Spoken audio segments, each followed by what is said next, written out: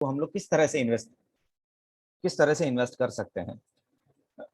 इसके अलावा हम लोग बाद में केवाईसी के ऊपर 5-10 मिनट का समय व्यतीत करेंगे। उसके बाद fund transfer Indian bank account से हम लोग यूएस के मार्केट में किस तरह से फंड ट्रांसफर करेंगे, इसके बारे में हम चर्चा करेंगे। उसके बाद में आपको ट्रेडिंग का एक छोटा सा डेमो भी दिखाऊंगा कि किस तरह से रजिस्ट्रेशन किया जाता है स्वस्तिका प्लेटफॉर्म से, किस तरह से ट्रेडिंग करी जाती है। उसके बाद हम टैक्सेशन के ऊपर 5-10 मिनट का समय व्यतीत करेंगे और उसके बाद हम आपकी क्वेरीज मैनेज करेंगे। सो स्वस्तिका और स्टॉकल का tie up as a referral partner है, जहां पर we are the platform provider. हम लोग प्लेटफॉर्म प्रोवाइड करते हैं जहां पर आप यूएस मार्केट में ट्रेड कर सकते हैं। स्वस्तिका हमें कस्टमर्स रेफर करती है जिनका हम रजिस्ट्रेशन करवाते हैं यूएस मार्केट में ट्रेड करने के लिए। हम लोगों ने जो टाई अप करी है यूएस में, वो ब्रोकर का नाम है drive wealth. Drive wealth is one of the third largest broker in US market. उनका करीबन 10 साल का एक्सपीरियंस रहा है यूएस मार्केट में ट्रेड करने का। और इनकी फंडिंग जो हुई है वो सॉफ्ट बैंक, जो one of the largest bank रहा है यूएस और कनाडा में, उसके थ्रू इनकी फंडिंग हुई है। जैसे अपने पास सेबी होती है वैसे वहां एसईसी होती है, एसईसी के साथ रजिस्टर्ड ब्रोकर है। इसके अलावा फिनरा और एसआईपीसी के साथ भी ये रजिस्टर्ड है। इसके बाद कस्टोडियन, जो हम बोलते हैं कि जैसे हमारे पास डीमैट होल्डर्स एनएसडीएल और सीडीएसएल होते हैं, वैसे वहां पर एनएसडीएल और सीडीएसएल जैसा स्ट्रक्चर नहीं होता है। वहां जो ड्राइव वेल्थ है वही ब्रोकर पार्टनर होता है और वही आपके शेयर्स होल्ड करता है, मगर इन शेयर्स की कस्टडी इन्होंने सिटी बैंक को दी है। इसके अलावा यहाँ पर जैसे कि हम बात करते हैं रेगुलेटरी अथॉरिटीज कौन कौन है, तो रेगुलेटरी अथॉरिटीज सबसे पहले आती है SEC, securities and exchange commission. It is as equivalent to SEBI. उसके बाद होती है फिनरा। फिनरा जैसे कि हम लोग बोलते हैं एमपी हो गया, आईआरडीए हो गए, जैसे कि अलग अलग इंस्टीट्यूट है जो अलग अलग प्रोडक्ट्स को मैनेज करती है। मगर वहां पर वैसे नहीं होता है, वहां पर एक ही इंस्टीट्यूट होती है। एसईसी के अंडर में फिनरा और एसआईपीसी, ये दो इंस्टीट्यूट है जो इन चीजों को मैनेज करती है। उसके अंदर तो म्यूचुअल फंड भी आ जाता है। फिर आपकी जो इन्वेस्टर प्रोटेक्शन फंड्स भी होते हैं वो भी वो मैनेज करते हैं।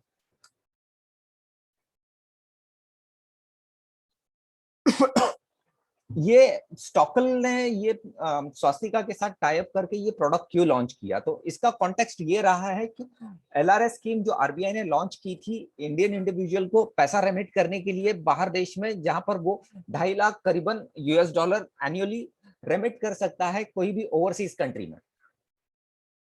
और ये डिजिटल प्लेटफॉर्म्स जैसे स्टॉकल हो गए और काफी अलग अलग फंड्स हो गए, जिनके थ्रू आप इस सर्विस को यूटिलाइज कर सकते हैं और यूएस मार्केट में इन्वेस्ट कर सकते हैं। इनफैक्ट आप यूएस में सिर्फ स्टॉक्स ही नहीं ट्रेड कर पाएंगे, आप यूएस में स्टॉक्स में, ईटीएफ्स में, बाकी सारी मतलब जो जो इन्वेस्टमेंट ऑप्शंस अवेलेबल है एनवाईसी और नैस्डैक में, आप उसमें इन्वेस्ट कर सकते हैं।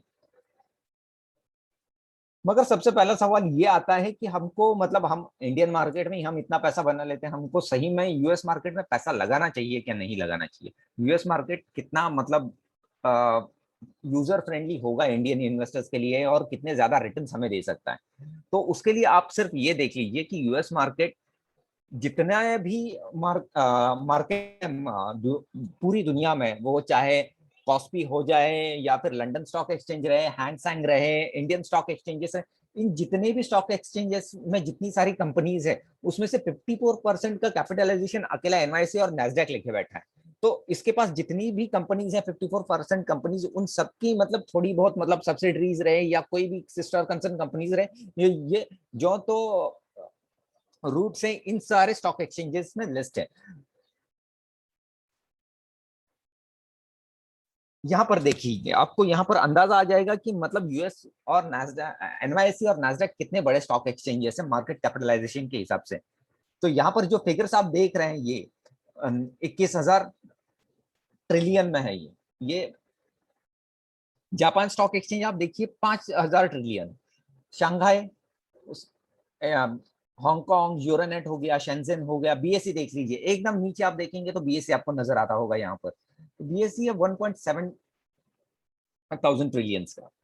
तो अगर हम देखेंगे तो ये मार्केट कैपिटलाइजेशन के हिसाब से तो है ही बड़ा, मगर वैल्यूएशन के हिसाब से भी एनवाईसी और नैस्डैक काफी मतलब बोल सकते हैं कि आप ये काफी बड़े एक्सचेंजेस है जहां पर आप ट्रेड करेंगे। ये रही परफॉर्मेंस की यहाँ पर मार्केट में हम लोग क्या रिटर्न बना सकते हैं, आप यहाँ पर देख सकते हैं कि 3 महीने के रिटर्न, 6 महीने के रिटर्न, 5 साल तक के रिटर्न आप यहाँ पर देख सकते हैं कि बीएसई सेंसेक्स ने क्या रिटर्न दिए, S&P 500 ने क्या रिटर्न दिए और नैस्डैक कंपोजिट ने क्या रिटर्न दिए। अगर आप देखते हैं कि एक साल में नैस्डैक ने क्या रिटर्न दिए, तो वहां पर दिए हैं उसने 43%, उसके मुकाबले बीएसई सेंसेक्स ने रिटर्न दिए हैं 16%, जो ऑन एन एवरेज बीएसई का सीएजीआर रहा है। आप 5 साल में भी देख लीजिए, बीएसई सेंसेक्स ने 86% रिटर्न दिए हैं, वहीं उसके मुकाबले नैस्डैक ने दिए 162%। दूसरी चीज यहाँ पर आपको एक और चीज नोटिस कर सकते हैं कि यहाँ पर यूएस और यूएसडी और आईएनआर में कितना आपको डेफिसिट नजर आता है, कितना सारा मतलब यहाँ पर चेंजेस है। 3 महीने में आप देखेंगे तो वहां पर मतलब आपको ज्यादा नहीं, माइनस में दिखेगा, -1%। मगर वहीं आप एक साल के लिए देखेंगे 2.6%, 2.6% इज यू कैन से very large concern, you can से। अगर आप किसी भी फॉरेक्स ट्रेडर को या फिर किसी बंदे को पूछ लीजिए जो मतलब फॉरेक्स में काम करता है, या फिर आप मतलब नॉर्मली आप यहाँ से पैसा यूएस में लेके जाएंगे कुछ खरीदारी करने के लिए, तो भी आपको कितना फर्क पड़ेगा वो आप इससे ही अंदाजा लगा सकते हैं। तो ये सारी चीजें काफी मैटर करती है जब आप किसी बड़े मार्केट में पैसा लगाते हैं। बड़े मार्केट में मेरा कहना है यहाँ पर सिर्फ यूएस मार्केट को लेकर है, मैं अभी जो भी बात कर रहा हूँ वो सिर्फ यूएस मार्केट को लेकर ही बात कर रहा हूँ। यहाँ पर आप देखेंगे तो जितनी भी बड़ी बड़ी कंपनियां हैं, जैसे एप्पल हो गया, माइक्रोसॉफ्ट हो गई, फेसबुक, नाइकी, नेटफ्लिक्स, आप जिस कंपनी का नाम लीजिए वो आपको यहाँ पर लिस्ट मिलेगी। और यहाँ पर आपको मतलब ऐसा नहीं कि आप मैंने किसी जटालिया ग्रुप ऑफ कंपनीज का नाम ले लिया और वो मतलब है और आपको पता नहीं, ऐसा नहीं होगा। आप यहाँ छोटी से छोटी कंपनी भी आप देखेंगे, यहाँ पर आपको उसका वैल्यूएशन भी आपको अच्छा मिलेगा, उसका ट्रैक हिस्ट्री भी आपको अच्छी दिखेगी। नेटफ्लिक्स जैसी कंपनी जिसका हमने कभी तो 2 साल पहले नाम भी नहीं पता था हमें कि मतलब नेटफ्लिक्स क्या होता है, मगर आप नेटफ्लिक्स का ट्रैक रिकॉर्ड देख लीजिए एज पर नैस्डैक, तो यहाँ पर आपको दिखेगा उसका जर्नी जो शुरू हुआ था 2010 में, और उसका अभी का जर्नी जिसका वैल्यूएशन अभी चल रहा है 4081% के हिसाब से।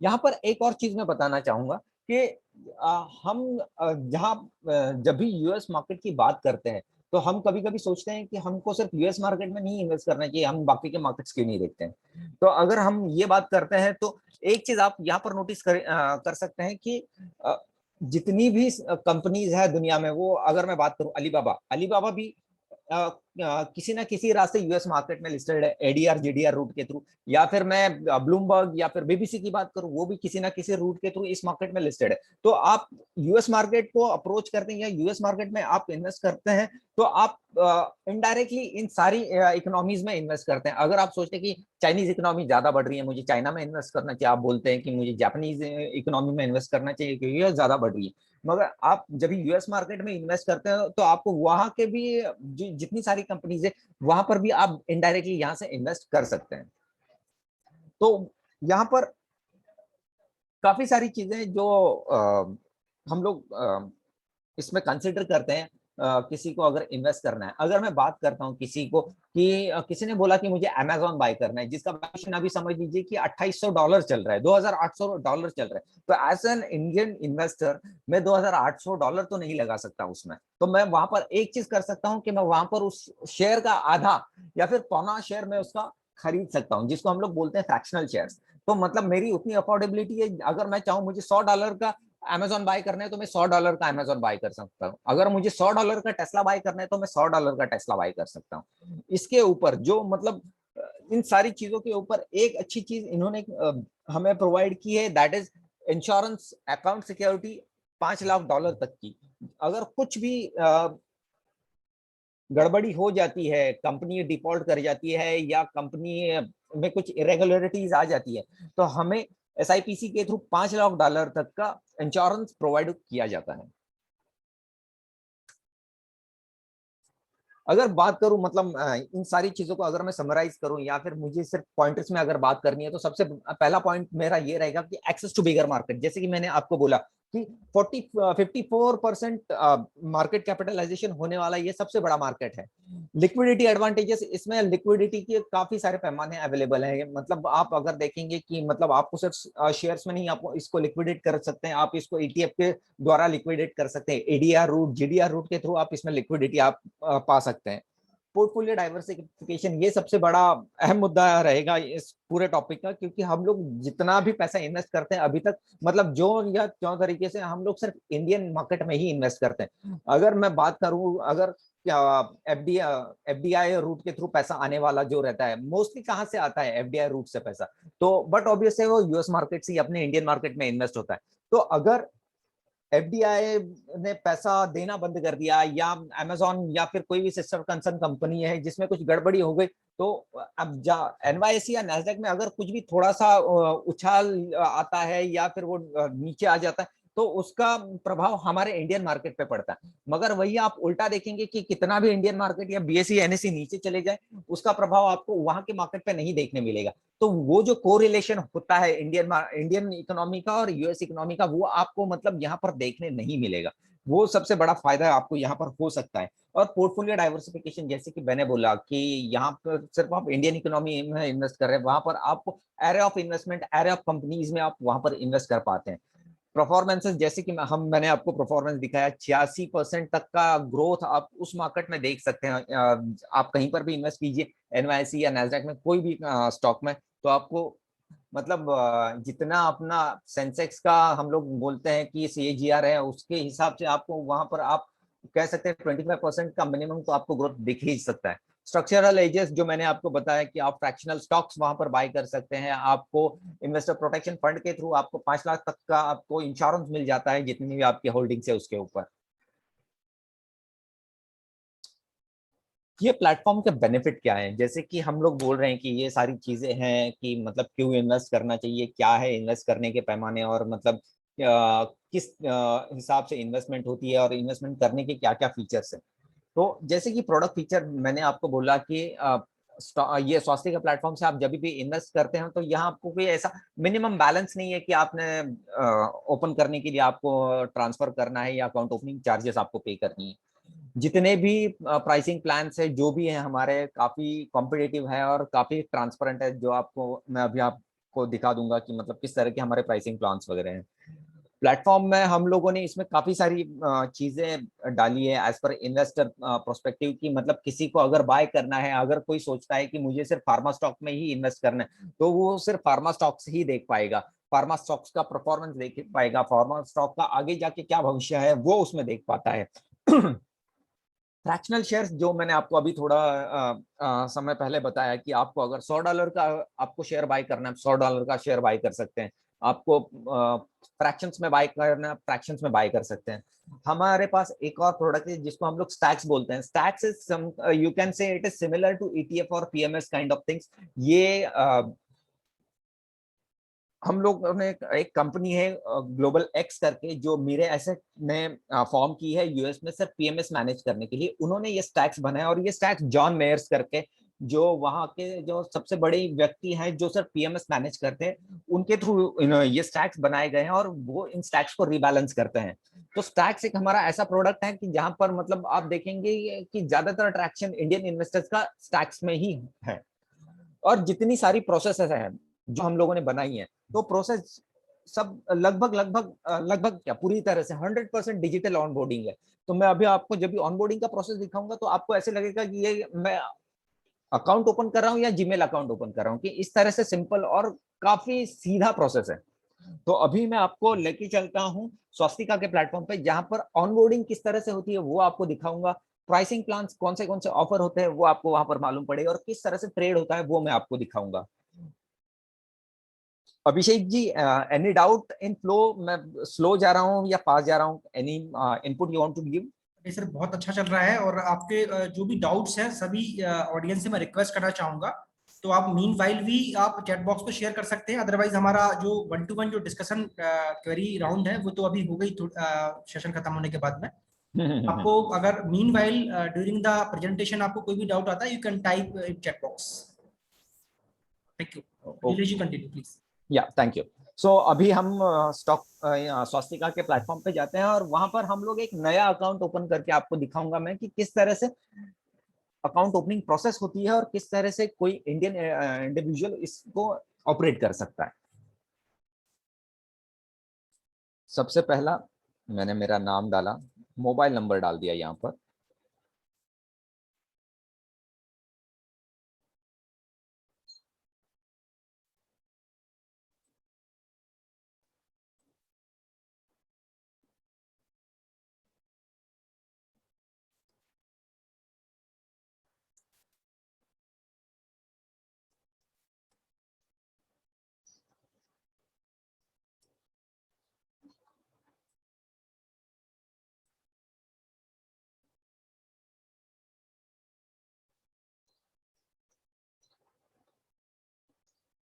आपको दिख रहा होगा कि मैं सिर्फ जो बेसिक डिटेल्स है वही यहाँ पर मेंशन कर रहा हूँ। मैंने अभी तक ना तो मेरा पैन नंबर डाला है, ना तो मैंने मेरा आधार कार्ड नंबर मेंशन किया है। मैंने सिर्फ बेसिक डिटेल जैसे कि मेरा first name, middle name, last name, मेरा ईमेल आईडी, जहाँ पर मुझे जितना भी मेरा कम्युनिकेशन चाहिए वो चाहिए होगा, वो मैं यहाँ पर मेंशन करता हूँ। मुझे यहाँ पर एक अल्फा न्यूमेरिक पासवर्ड सेट करना है, वो मैंने यहाँ पर सेट कर रहा हूँ और मैं अकाउंट क्रिएट कर रहा हूँ। यूजर नेम ऑलरेडी टेकन, एक सेकंड मैं यूजर नेम चेंज कर देता हूँ।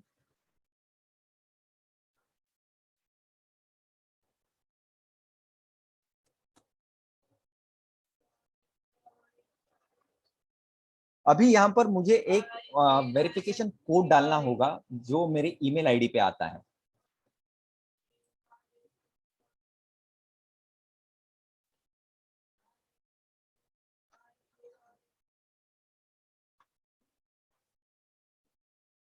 तो यहाँ पर आप देखेंगे कि यहाँ पर मुझे एक कोड आया है, वो मैं यहाँ पर मेंशन कर रहा हूँ।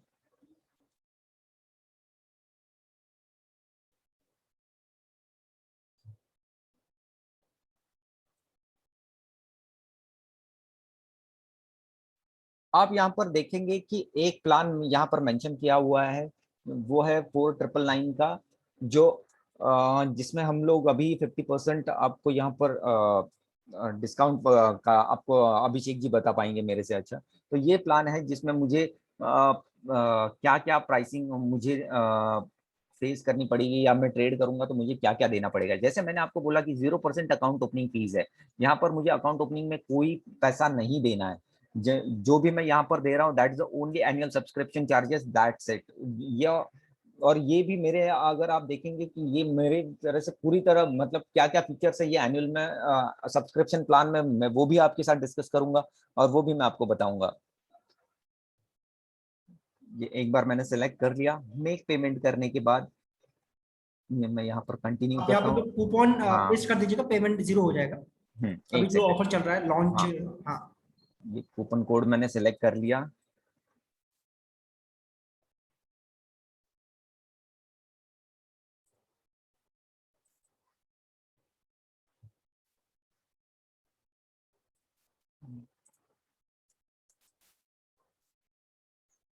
अगर आप देखेंगे तो यहाँ पर कूपन कोड मैंने लगाया है और मेरा अमाउंट जो पेएबल है वो 0 हो चुका है। सो इसको हटा, इसको कैसे ऊपर करो नीचे करो, इसको हाइड किस तरह से कर सकते हैं। कंटिन्यू कर दीजिए। कंटिन्यू करने के लिए मैं यहाँ पर मुझे ये बार है ना नीचे, तो इसकी वजह से मैं कंटिन्यू नहीं कर पा रहा हूँ। ये किस तरह से ये बार को मैं हटाने की, हाँ ओके, हाँ हो गया। सो यहाँ पर आप देखेंगे कि यहाँ पर मुझे जो बेसिक डिटेल्स है, जैसे कि मुझे मेरी डेट ऑफ बर्थ डालनी है।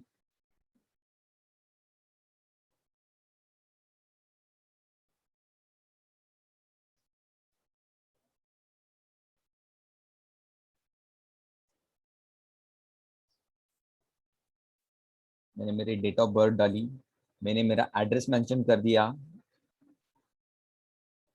यहाँ पर मैंने मेरा पैन नंबर डाल दिया।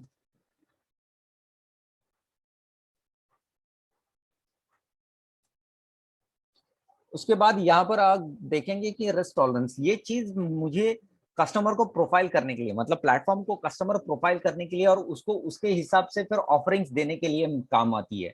तो ये कस्टमर प्रोफाइल मैं यहाँ पर कर लेता हूँ, तो मुझे मतलब जो ऑटोमेटेड मेरा एआई जनरेटेड प्रोसेस है वो यहाँ पर आपके लिए ऑफरिंग्स या जो भी स्टॉक्स आपको ऑफर करने हैं वो यहाँ पर ऑफर करता है। अगर मैं कंजर्वेटिव सेलेक्ट करता हूँ, उसके बाद मैं मेरा एम्प्लॉयमेंट स्टेटस ले लेता हूँ, एम्प्लॉयड, सेल्फ एम्प्लॉयड, कंपनी का नाम मैंने डाल दिया, मेरा एम्प्लॉयमेंट का बिजनेस कौन सा है, किस कंट्री में मैं काम कर रहा हूँ।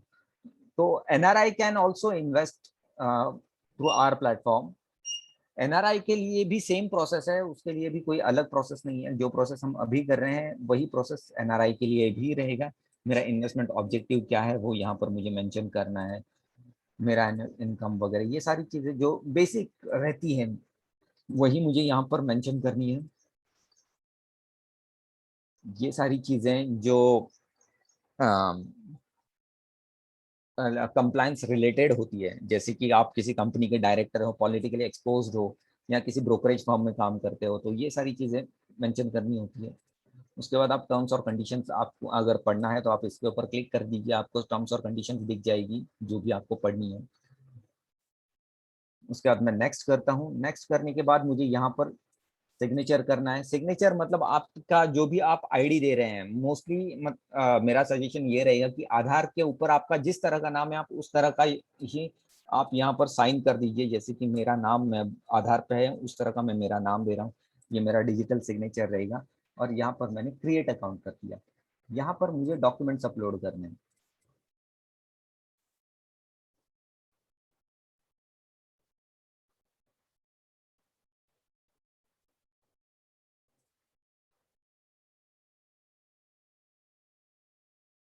तो आधार में अगर आपके पास बैक एंड फ्रंट का प्रोविजन है तो आप बैक एंड फ्रंट आप यहाँ पर अपलोड कर सकते हैं। अगर आपके पास सिंगल फाइल है आप सिंगल फाइल यहाँ पर अपलोड कर सकते हैं। मेरी सिर्फ आपसे इतनी ही विनती रहेगी कि आप जो भी यहाँ पर प्रूफ्स अटैच करते हैं प्लीज उसकी आप क्लियर कॉपी अटैच कीजिए।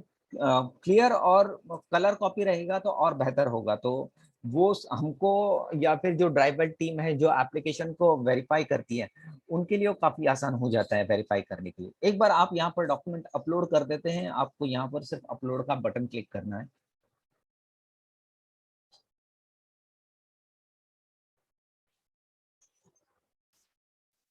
उसके बाद आपके पास ये मैसेज आता है जहां पर आपको मेंशन किया जाता है कि आपका अकाउंट अप्रूवल के लिए भेजा गया है। 2 से 3 बिजनेस डेज में आपका अकाउंट अप्रूव हो जाता है। इस 2 से 3 बिजनेस डेज को भी हम लोग 36 से 48 घंटों को हम लोग 24 घंटे करने की कोशिश कर रहे हैं। और with in next month you can see ये आपको 24 आवर्स में आपका अकाउंट एक्टिवेशन का मैसेज आपको मिल जाएगा। जैसे ही आपका अकाउंट एक्टिव हो जाता है आपके अकाउंट में आप फिर फंड्स ट्रांसफर कर सकते हैं। फंड्स ट्रांसफर करने के लिए आपको सिर्फ आपका जो भी बैंक अकाउंट है, मोस्टली यहाँ पर मैं प्रेफर करूंगा आपको बताने के लिए कि आपके पास अगर प्राइवेट बैंक जैसे एचडीएफसी हो गई, आईसीआईसीआई हो गई या आईडीएफसी या जो भी प्राइवेट बैंक रहेगी उसके थ्रू आप अगर करते हैं तो वो ज्यादा आसान और डिजिटल हो जाएगा। आपके पास अगर पीएसयू बैंक है तो पीएसयू बैंक में आपको जो फॉर्म A2 रहता है जो एलआरएस के लिए यूज किया जाता है आपको उसके थ्रू करना पड़ेगा, जिसके लिए आपको कम से कम एक बार आपके बैंक ब्रांच में विजिट करना होगा। एक बार यहाँ आने के बाद आप यहाँ से ऐड फंड्स कीजिए। आप ऐड फंड्स का मैं आपको प्रोसेस बता देता हूँ कि ऐड फंड्स में हर एक बैंक का अलग अलग प्रोसेस है। तो मैं आपको एचडीएफसी का प्रोसेस बता देता हूँ कि एचडीएफसी में किस तरह से होता है।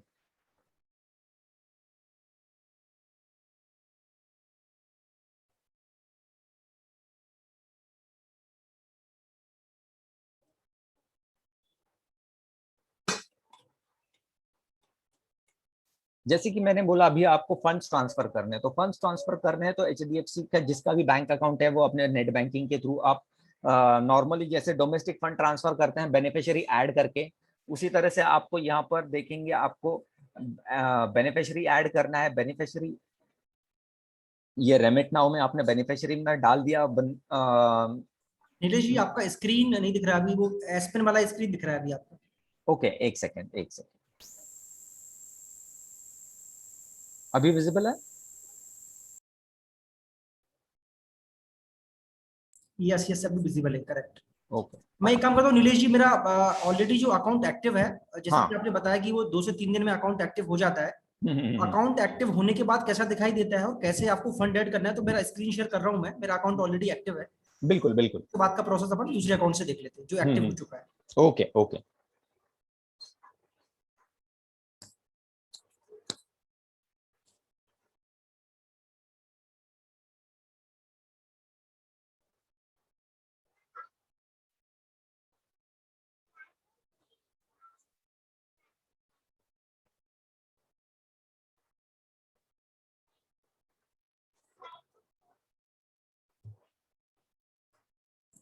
आई होप मेरा सभी को स्क्रीन दिखाई दे रहा होगा। मेरा स्क्रीन दिखाई दे रहा है नीलेश जी? हाँ जी दिख रहा है।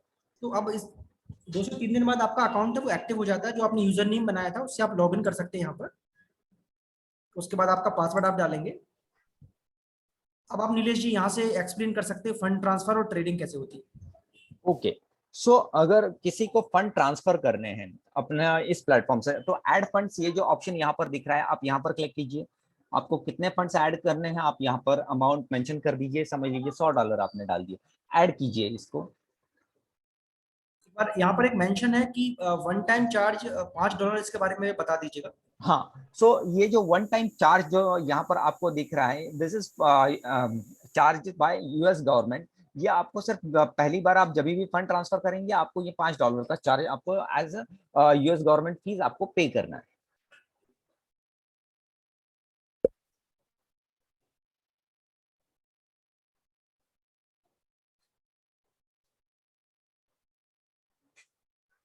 जो भी आपका बैंक अकाउंट है आप यहाँ पर सिलेक्ट कर सकते हैं। मैं क्या आपका कौन सा रहेगा, आप देखिए।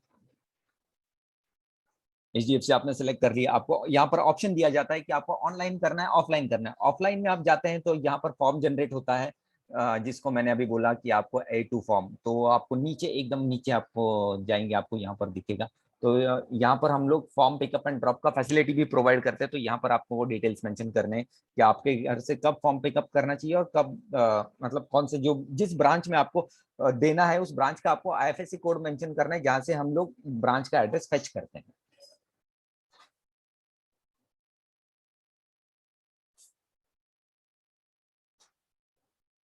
तो यहाँ पर जैसे कि मैंने आपको जो प्रोसेस बता रहा था मैं, तो आपको उस तरह का जो प्रोसेस फ्लो है वो आपको यहाँ पर भी दिख रहा होगा। आपको यहाँ पर रेमिट नाउ सेलेक्ट करके यहाँ पर आपको बेनिफिशियरी ऐड करना है। बेनिफिशियरी ऐड करने के बाद आपको यहाँ पर पूरे बेनिफिशियरी डिटेल्स डालने हैं। बेनिफिशियरी डिटेल्स आपने ये सबमिट करने के बाद आपको ये सारी डिटेल्स मेंशन की है बेनिफिशियरी डिटेल्स के लिए, वो आपको वहां पर फीड करनी है। एक बार वो फीड होने के बाद मेरे ख्याल से एचडीएफसी बैंक तुरंत आपको रेमिट करने की सुविधा प्रदान करती है, तो आप तुरंत रेमिट कर सकते हैं पैसे। एक बार आपने वहां पर जितना पैसा आपको रेमिट करना है, जैसे कि अभिषेक जी ने मेंशन किया $100, तो आप वहां पर $100 मेंशन करके आप रेमिट कर सकते हैं। उसके बाद आप ये नेक्स्ट बटन क्लिक करेंगे तो आपके फंड्स वहां पर ऐड हो जाएंगे। विद इन 24 to 48 आवर्स आपके फंड्स वहां पर ऐड हो जाते हैं। तो depends on bank to bank की मतलब कौन सी बैंक कितना समय लेती है उसके ऊपर वो निर्भर करता है। HDFC bank, yes bank, IDFC, ICICI bank, ये विद इन 24 आवर्स आपके फंड्स आपके ट्रेडिंग अकाउंट में रिफ्लेक्ट करना शुरू कर देते हैं। मगर जो बाकी की बैंक ब्रांचेस, जैसे मैंने बोली, आप ऑफलाइन पे क्लिक करेंगे अभिषेक जी एक सेकंड के लिए, जैसे कि आप यहाँ पर देख पढ़ सकते हैं remittance will take 2 to 7 working days. तो जितनी भी PSU बैंक है या जो भी आप ऑफलाइन रेमिटेंस करेंगे, इसमें आपको करीबन 2 से 7 दिन का समय लग सकता है। मगर जहां पर मैं डिजिटली ट्रांसफर की बात करता हूँ वहां मैक्स टू मैक्स आपको 48 आवर्स में आपके फंड्स वहां पर रिफ्लेक्ट होना शुरू हो जाता है।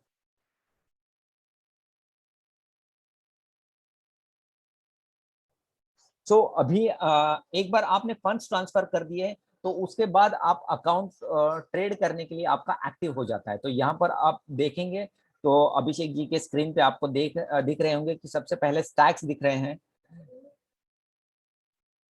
नेटफ्लिक्स डाल दीजिए, आपको ज्यादा आसान हो जाएगा। मेरे साथ दर्शन भी है कॉल पे, तो दर्शन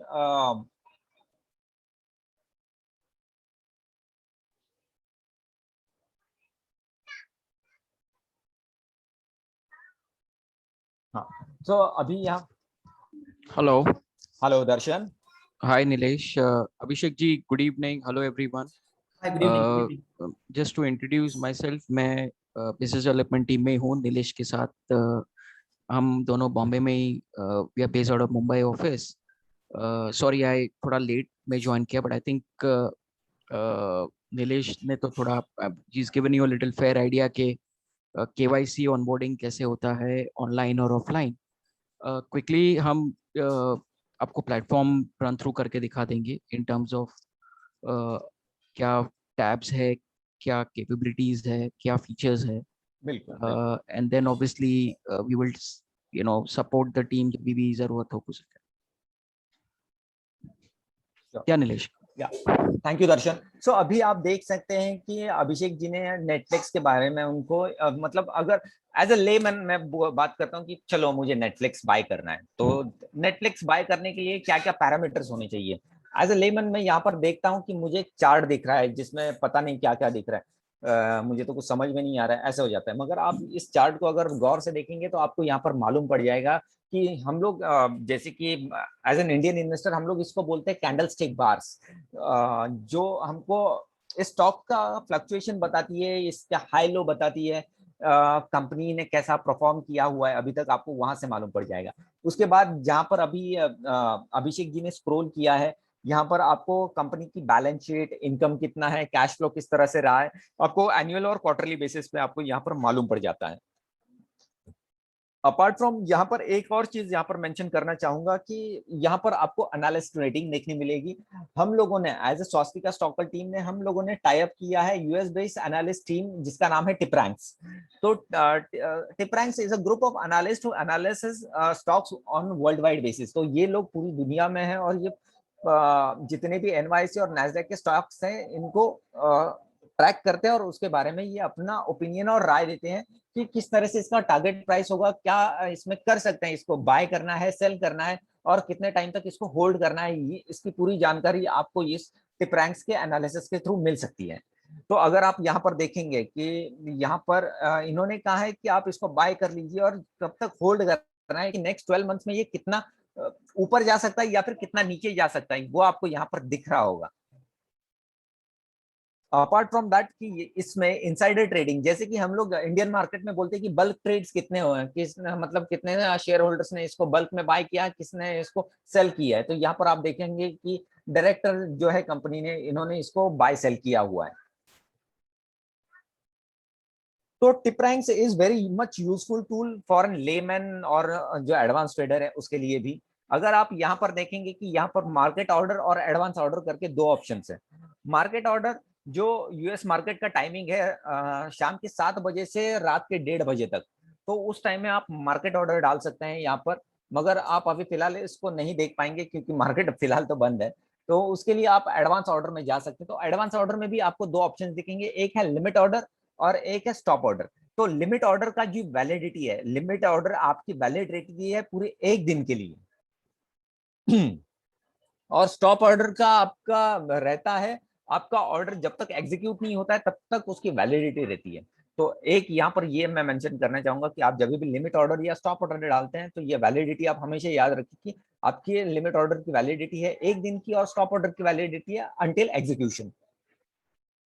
तो ये आप ऑर्डर मतलब आप पोस्ट मार्केट या प्री मार्केट आप डाल के रख सकते हैं क्योंकि रात के 1:30 बजे कौन ट्रेड करेगा एज एन इंडियन इन्वेस्टर, तो उसके लिए पॉसिबल नहीं है। तो वो अभी ऑर्डर डाल के रख देगा। जैसे कि अभी अभिषेक ने डाला कि 531 में मुझे बाय करना है नेटफ्लिक्स, तो आप नेटफ्लिक्स 531 का प्राइस पे आपने डाल दिया, आपने ये आपका ऑर्डर एग्जीक्यूट हो जाता है तो आपको इंटीमेशन आ जाता है आपकी ईमेल आईडी पे। यहीं पर आप ऊपर देखेंगे आपको बाय और सेल करके स्लाइडर दिखेगा। तो अगर आपको बाय करना है तो स्लाइड को आपको उस साइड मूव करना है, सेल की तरफ से बाय करना है तो सेल की तरफ मूव करना है। तो मतलब जो भी आपको ये करना है तो ये यहाँ पर आपको ये भी मालूम पड़ जाता है कि आप कितना कमीशन पे कर रहे हैं। तो इतना ट्रांसपेरेंसी हम लोग आपको प्रोवाइड कर रहे हैं कि आप मतलब कैलकुलेशन करने की आपको जरूरत नहीं पड़ती है। जैसे कि हम लोगों को इंडियन मार्केट में जो भी है इसके भरोसे बैठना पड़ता है, लेजर के भरोसे या फिर जो भी आपको जो डेली रिपोर्ट आती है उसके ऊपर। यहाँ पर आपको तुरंत मतलब हाथों हाथ मालूम पड़ जाता है कि आपके पास कितना पैसा है और आप कितना उसमें से इन्वेस्ट कर रहे हैं और कितने का आप कमीशन पे कर रहे हैं। इसके अलावा अभी हम वापस जाते हैं होम पेज की तरफ। होम पेज पे आइए अभिषेक जी। होम पेज पे आने के बाद जैसे कि मैंने बोला कि हम लोग एक और प्रोडक्ट प्रोवाइड करते हैं, उसको हम लोग बोलते हैं स्टैक्स। तो stacks it's a curated portfolio of various ideas, it's like a thematic ideas of you can से इंडियन मार्केट में जिस तरह से थीमेटिक फंड्स होते हैं, म्यूचुअल फंड्स, उस तरह से यहाँ पर ये थीमेटिक स्टॉक्स का बंडल है। तो जैसे कि हम यहाँ पर देख रहे हैं कि एक स्टैक में कितने कंपनीज है, जैसे कि अभी हम कौन सा स्टैक देख रहे हैं, अभिषेक जी, ये स्टैक कौन सा है, टैक्टिकल। तो ये टैक्टिकल असेट्स में मतलब जो मतलब इसको क्वार्टरली रीबैलेंस किया जाता है, और ये अलग अलग एडीआर्स में, जीडीआर्स में, फिक्स्ड इनकम में, मतलब हर एक प्रोडक्ट में ये इन्वेस्ट करता है। तो आप यहाँ पर देखेंगे कि इसने कौन से कंपनीज में किस किस हिसाब से इन्वेस्ट किया है परसेंटेजेस में, आप यहाँ पर देख पाएंगे। अलोकेशन अमाउंट कितनी है वो भी आपको यहाँ पर दिख जाएगी। तो ये आपको यहाँ पर दिखेगा। इसके अलावा इसके रिटर्न्स क्या है, इसने अभी तक कितना सीएजीआर जनरेट किया, वो आपको यहाँ पर दिख रहा होगा।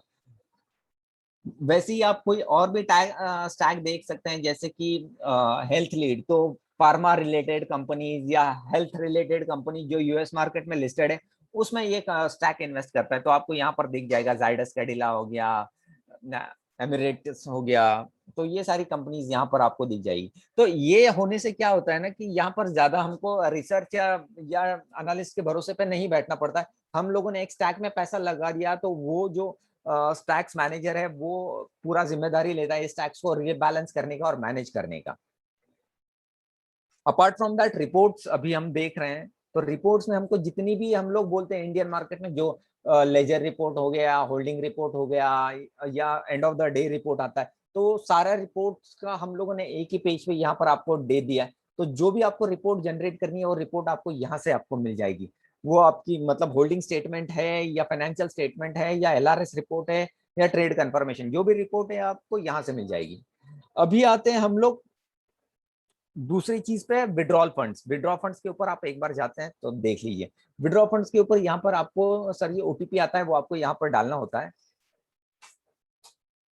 तो ओटीपी आपने एक बार डाल दिया, तो आपको जिस अकाउंट में पैसा चाहिए उसके डिटेल्स आपको वहां पर मेंशन करते हैं, और विद इन 24 to 48 आवर्स आपके अकाउंट में पैसे रिफ्लेक्ट हो जाते हैं, जो भी अकाउंट आपने मेंशन किया। तो मोस्टली जैसे कि मैंने आपको बोला कि आप यहाँ पर जो भी बैंक आपका डिजिटली एक्टिवेटेड है, या फिर जो डिजिटली इनेबल्ड है, उसी बैंक में आप दीजिए, तो आपके लिए ज्यादा आसान हो जाता है तुरंत फंड रेमिट करने के लिए।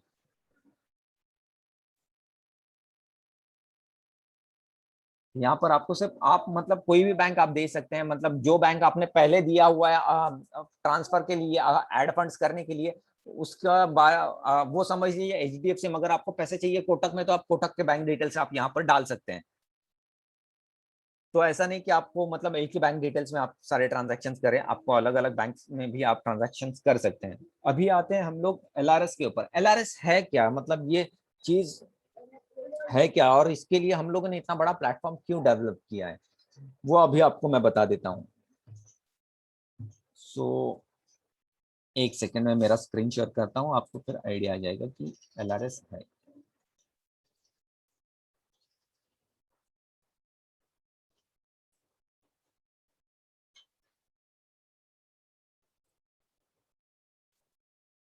ठीक है, मैंने बोला ये, हाँ, आरबीआई ने जो एक लिबरलाइज रेमिटेंस स्कीम शुरू की है under MEA policy, ministry of external affairs के तहत आरबीआई ने ये पॉलिसी जारी की है कि इसके थ्रू कोई भी इंडियन इन्वेस्टर या कोई भी इंडियन इंडिविजुअल 2.5 लाख तक का अब्रॉड पैसा रेमिट कर सकता है। तो वो आप मतलब फिर कोई प्रॉपर्टी में इन्वेस्ट कर सकते हैं, या स्टॉक्स में इन्वेस्ट कर सकते हैं, या आप किसी आपके बच्चे की शिक्षा के लिए आप पैसे ट्रांसफर कर रहे हैं, तो आप $2.5 लाख तक का रेमिटेंस कोई भी मार्केट में कर सकते हैं। So this is basically you can say overseas transfer facility that RBI is provided to us. So इसमें होता क्या है ना कि आपको जो भी आपकी बैंक है, जैसे कि मैंने बोला एचडीएफसी बैंक, तो एचडीएफसी बैंक में आपने रेमिट किया पैसा, तो आपने जब भी पैसा रेमिट किया, तो वो पैसा हिट होता है एडी बैंक, जो ऑथोराइज डिस्ट्रीब्यूटर बैंक होती है, जो पैसा रेमिट करने का काम करती है। आपने एक बार पैसा रेमिट कर दिया, आपका वो वहां पर रिफ्लेक्ट होता है एडी बैंक में, और एडी बैंक फिर वो रिस्पॉन्सिबिलिटी लेती है कि कहाँ पैसा रेमिट करना है। आपने जो भी अकाउंट मेंशन किया है वो रेमिटेंस का काम एडी बैंक करती है इसमें। तो जैसे कि अभी आप यहाँ पर देखेंगे एक सवाल लिखा है, how much can I invest in US stocks from India. कि मैंने आपको बोला कि $2.5 लाख तक का आपका लिमिट है, आप $2.5 लाख तक आप यूएस मार्केट में इन्वेस्ट कर सकते हो।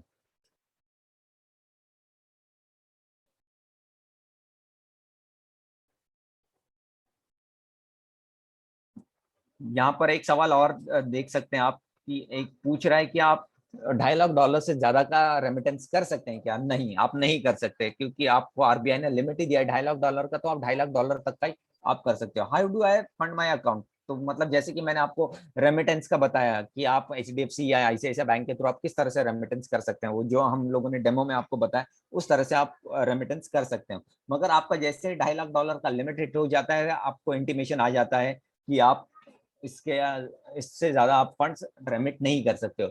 एनआरओ अकाउंट के तहत आप इस स्कीम का लाभ उठा सकते हैं। इसके अलावा अगर आपको जो भी आपका फॉरेन बैंक के थ्रू आप करना चाहते हैं तो आप फॉरेन बैंक के अकाउंट से भी आप कर सकते हो, मगर that will not come under LRS scheme.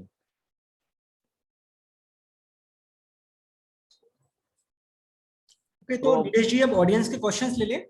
बिल्कुल, हम लोग ले सकते हैं अभी।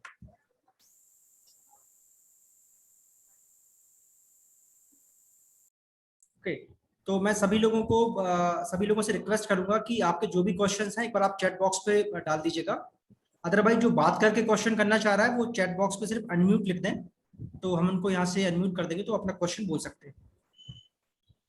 जो कंफर्टेबल है चैट बॉक्स पे क्वेश्चन पूछने में, वो चैट बॉक्स पे टाइप करके पूछ सकते हैं। अदरवाइज आपको बात करके क्वेश्चन पूछना है तो आप सिर्फ अनम्यूट लिख दीजिएगा, या आप अपना जो रिएक्शन है वो दिखा दीजिएगा, थम्स अप का या रेज हैंड का।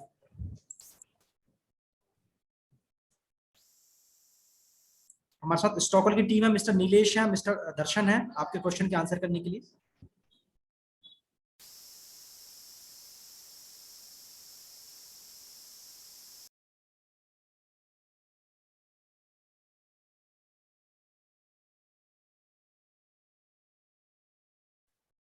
टैक्स पार्ट पे हम लोग अभी बात करते हैं, ठीक है। मैं आपको टैक्स पार्ट के बारे में बता देता हूँ। सो टैक्स की मैं एक काम करता हूँ, मेरा स्क्रीन शेयर करता हूँ।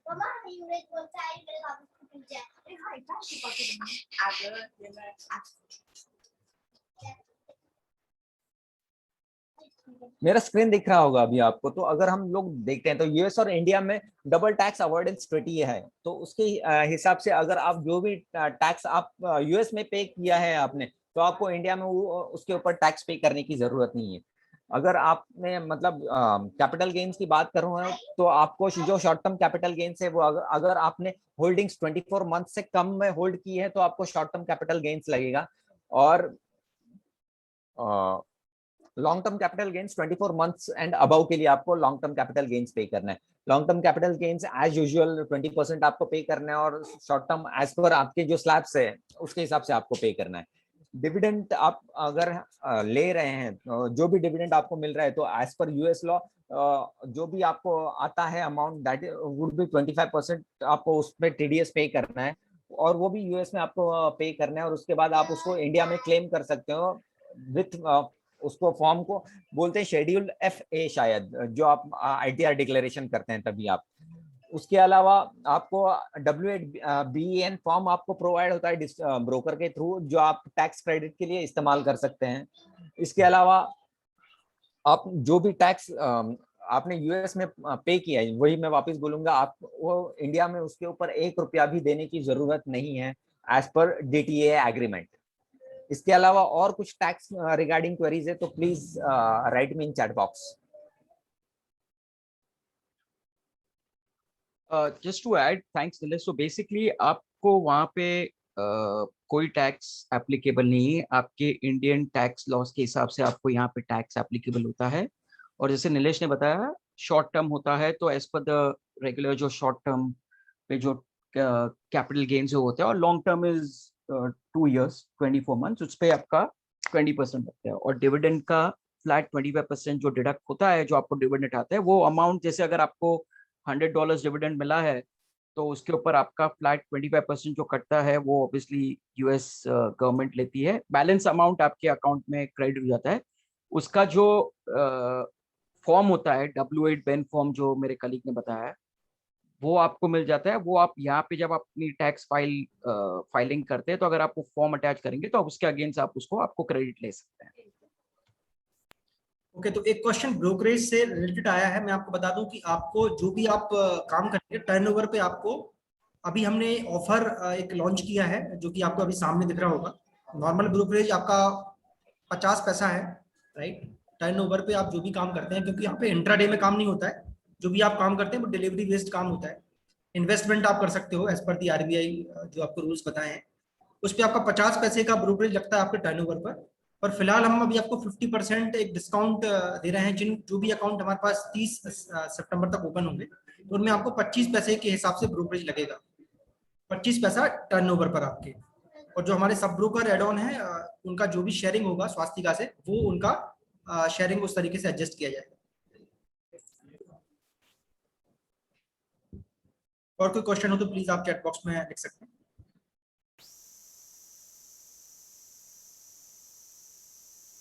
मेरे ख्याल से ये टैक्स ऑन गेन्स का जवाब आपको दर्शन ने दे दिया है, जो एलटीसीजी और एसटीसीजी का। इसके अलावा और कोई सवाल है तो प्लीज बताइए।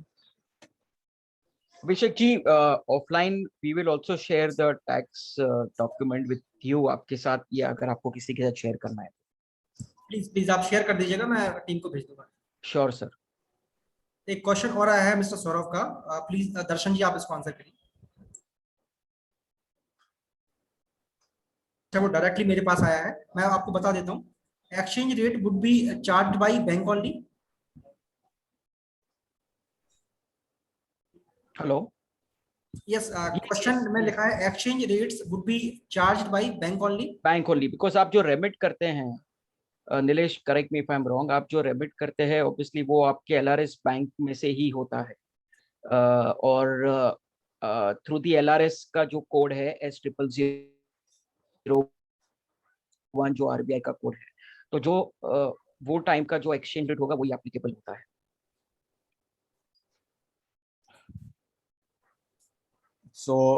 जैसे कि दर्शन ने बताया कि यहाँ पर Swastika and Stockle team would not charge a penny for remitting any funds from your bank to US account.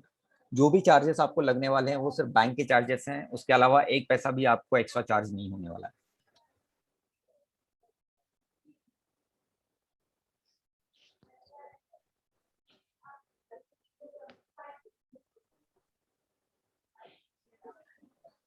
Any other question, please? Audience आपके जो भी क्वेश्चंस हो प्लीज चैट बॉक्स में आप लिख सकते हैं, अदरवाइज आप अनम्यूट लिख के बात कर सकते हैं। After the Q&A, Abhishek ji, I think one thing हम जो मिस कर गए, आई थिंक नीलेश इज, हम प्लेटफॉर्म पे आई थिंक शायद मैंने मिस किया होगा, जो फ्रैक्शन हम स्टॉक्स ले सकते हैं ना, फ्रैक्शन स्टॉक्स वो मार्केट और टाइम में हाँ, देख सकते हैं, इसके लिए वो नहीं हो पाया। Correct, but at least you know for the larger audience, अभी जैसे मेरे कलीग नीलेश ने बताया कि अमेजोन और ये सब स्टॉक्स काफी महंगे होते हैं, और इंडिविजुअल ऑब्वियसली रिटेल इन्वेस्टर्स जो फर्स्ट टाइम ट्रेड कर रहे हैं वो इतना बड़ा एक्सपोजर ना लेना चाहें, तो वो स्टॉक अगर समझो $1000 का है पर शेयर, आप उस स्टॉक को आप फ्रैक्शन में भी ले सकते हैं। जैसे अगर आप $100 का भी लेना है तो आप उसका 1/10 स्टॉक भी आप ले सकते हैं, या आप वैल्यू डालें या तो क्वांटिटी डालें। जनरली फ्रैक्शन में क्वांटिटी से ज्यादा वैल्यू डालते हैं, बिकॉज अकॉर्डिंगली वो कन्वर्ट कर लेते हैं कि कितने स्टॉक्स, कितने फ्रैक्शन स्टॉक्स आपके अकाउंट में आ रहे हैं। और एज माय कलीग मेंशन्ड, ये जब मार्केट ओपन होता है, लाइव होता है, तभी आप कर सकते हैं। तो आप मार्केट ऑर्डर होगा तभी आप ये कर पाओगे।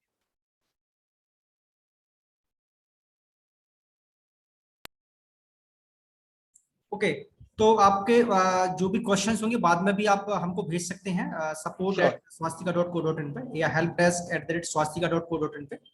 आप सभी लोगों से रिक्वेस्ट है कि स्टॉक मार्केट जो हमने भी डिस्कस किया, यूएस स्टॉक मार्केट, इससे रिलेटेड जो भी आपके बाद में भी क्वेश्चंस आते हैं, आप एक डायरेक्टली क्लाइंट्स के क्वेश्चंस आते हैं या टीम मेंबर्स के क्वेश्चन आते हैं, तो आप हमको helpdesk@swastika.co.in पे मेल कर सकते हैं, अदरवाइज हमारे जो सपोर्ट का नंबर है वहां पर भी आप कॉल कर सकते हैं।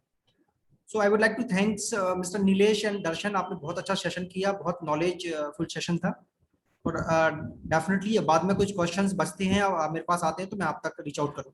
प्लीज आप Sure. एनी टाइम सर, कोई भी सपोर्ट, कोई भी हेल्प, एनी असिस्टेंस अगर आपको चाहिए आपके क्लाइंट्स को, आपको we are here to help. Nilesh obviously account manager है, बट फॉर सम रीजन अगर Nilesh is not accessible, I am sharing my email address on the chat box sir, please reach out.